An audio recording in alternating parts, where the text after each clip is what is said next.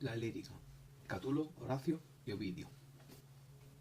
Comenzaremos con su origen. La lírica es un género de origen griego, cultivado desde el siglo VI a.C.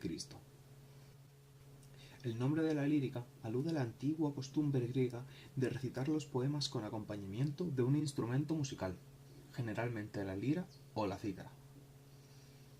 Del nombre griego de la cítara es donde procede el español la palabra guitarra. Podría decirse, pues, que la lírica es la poesía para guitarra, es decir, lo que hoy llamaríamos de cantautor. Se trata, efectivamente, de composiciones en las que predomina la expresión del sentimiento subjetivo del autor.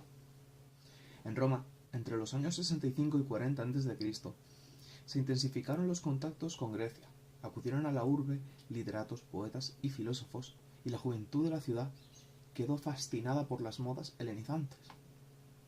Algunos jóvenes poetas, los llamados despectivamente por Cicerón poeta y novi, comenzaron a componer poemas de amor a la semejanza de los griegos, haciendo gala de su erudición y cuidando escrupulosamente la forma, por lo que se les suele reprochar su excesivo alejandrinismo. El más genuino representante de este tipo de poesía fue Catulo. Catulo, 87 a 54 a.C., nacido en Verona. Gracias a su posición económica desahogada, pudo permitirse el lujo de dedicarse por completo a la literatura, despreciando los cargos oficiales y los negocios. Lo más importante de la vida de Catulo no fue su casi inexistente carrera política, sino su amor por Clodia, a quien él llama Lesbia, mujer de alta sociedad romana que fue su amante.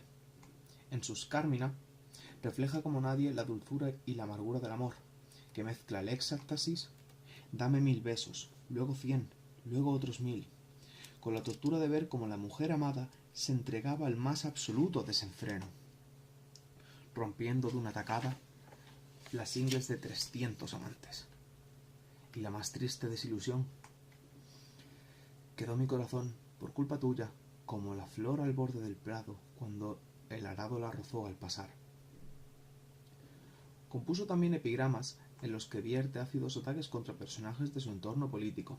Son famosos los que dirigió a César, literario y, sobre todo, personal, mezclados con ejemplos de la más alta sensibilidad, como los encantadores elogios a sus amigos o el conmovedor lamento por la muerte de su hermano. Como pura exhibición de estilo, compuso también poemas eruditos, de asunto mitológico, y cantos nupciales, inspirados en la tradición oral, cosas ambas muy del gusto de los alejandrinos, a quienes pretenden asemejárselos poeta y novi. De acuerdo con la tendencia de esta nueva escuela, el lenguaje de Catulo varía según los diferentes temas. En los poemas cortos, de contenido personal, prefiere un lenguaje familiar, con diminutivos para expresar su amor o amistad, y con rotundas procacidades e incluso obscenidades para atacar a sus enemigos. En los grandes poemas, en cambio, el lenguaje es muy cuidado y helenizante. Con su variedad y calidad en los temas y estilos más contrapuestos, Catulo inaugura la lírica latina, abriendo los caminos por los que transitarán las grandes figuras del siglo siguiente. Y todavía hoy su sensibilidad y su gracia nos resultan no ya cercanas, sino imperecederas. A la generación siguiente, la de la segunda mitad del siglo I a.C., pertenece a Horacio, en plena edad de oro y las letras romanas. Pese a ser hijo de un liberto, con escasos recursos económicos, y haber nacido en provincias, fue enviado por su familia a Roma, para que se instruyese con los maestros más prestigiosos del momento, e incluso pudo después completar su educación en Atenas, como los hijos de los patricios. Allí se enroló en el ejército de Bruto, enemigo de César. Tras la derrota volvió a Roma, donde vivió como un modesto funcionario y, perdonado por el ya emperador Augusto, contó con la protección de Mecenas, cuya protección fue tan generosa que de ella deriva la palabra mecenazgo. Sus obras suelen agruparse por orden cronológico en 3 bloques. El primero, épodos y sátiras. Los primeros son poemas cortos, de tono violento y sarcástico, sobre temas tan variados como ataques a una hechicera, o a un nuevo rico. Entre ellos destaca el famosísimo Beatus Sile, que a pesar de su tono irónico ha pasado a designar como tópico literario la alabanza de la sencilla vida campesina alejada de las complicaciones de la ciudad. Cabe destacar, como he dicho, el tono irónico. En las sátiras, que él llamó sermones o conversaciones, vuelca sus impresiones sobre el moral y sobre teoría literaria, mezclando invectivas contra los avaros con la defensa de la vida frugal. Su tono es mucho menos airado que en el de los épodos. Segundo grupo, las odas. Tratan ellas de crear una poesía lírica latina capaz de rivalizar con la griega, para lo cual se sirve precisamente de temas y ritmos griegos. Así, encontramos asuntos profanos, como la alegría de los banquetes o amoríos propios y ajenos.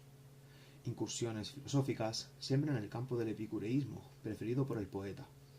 Se ha de evitar la ambición prefiriendo la aurea mediocritas y, sobre todo, practicar el carpe diem, dos grandes tópicos literarios que debemos a Horacio. El tercer grupo son las epístolas. Se trata de una colección de cartas dirigidas a diversos amigos, de contenido filosófico o moral, o literario. En ellas insiste en los motivos recogidos en las odas, pero incluye, además, la carta a los pisones, más conocida como Ars Poetica, en la que habla del estilo, contenido, elementos, géneros y finalidad que a su juicio debe preferir la poesía. El resultado es una obra que es monumentum aere perennius, un monumento más duradero que el bronce, pues, efectivamente, a Horacio pertenecen los que ahora son tópicos de la literatura universal, como Carpe Diem o Locus Amoenus. Unos 20 años más joven y totalmente distinto Horacio es Ovidio.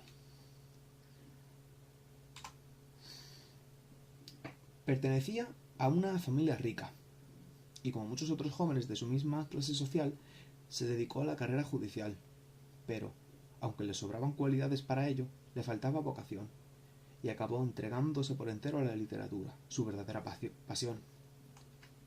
Sus obras principales son, como poemas eróticos, tenemos Amores, Ars Amatoria, Remedia Amoris, cuyos temas son los constantes vaivenes del amor.